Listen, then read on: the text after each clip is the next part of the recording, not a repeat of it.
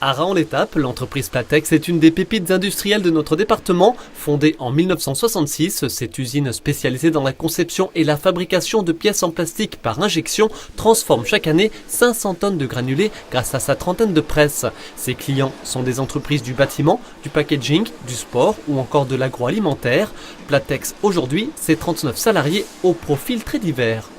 Vous avez tous les corps de métier, ça va de la mécanique jusqu'à l'automatisation, il y a du BE, il y a du commercial, parce que aussi les commerciaux sont sur le terrain, il y a de la relance, on travaille avec 3D Prod, donc il y a aussi une force synergie avec l'impression 3D. Il y a de tout, on est toujours en amont sur certains programmes, sur certains process, on est aussi dans l'innovation, c'est vraiment passionnant. Une entreprise de la plasturgie qui a depuis longtemps misé sur l'apprentissage. Platex compte constamment parmi ses effectifs 2 apprenants du centre de formation des apprentis de Sainte-Marguerite.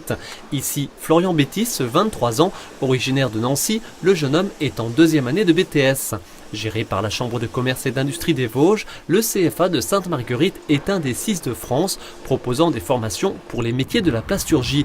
Chaque année, une vingtaine de jeunes signent un contrat d'apprentissage avec l'établissement vosgien. La rémunération mensuelle va de 370 € à 1150 € selon l'âge et le degré de formation.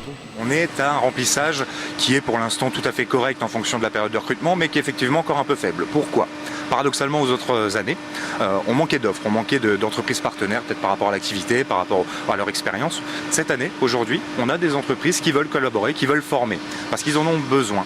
Cette qualification de monteur-régleur propre au BTS Plasturgie se fait rare.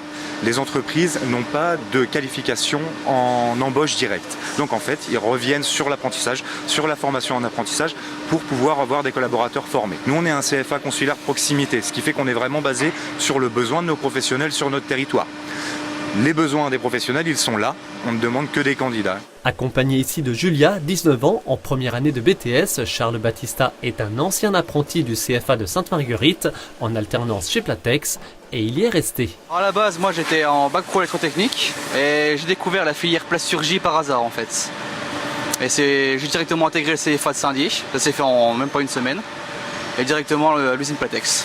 Voilà, vous regrettez pas puisque vous êtes en intérim depuis près d'1 an et puis il y a de grandes chances pour être embauché, n'est-ce pas? Bah oui, il y a de grandes chances et puis j'espère surtout.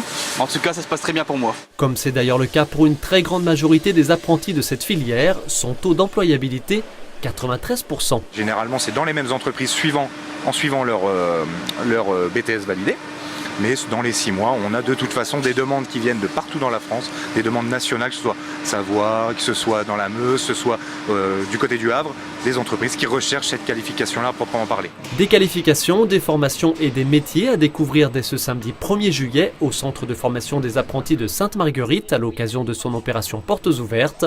Parents et jeunes seront les bienvenus tout au long de la matinée.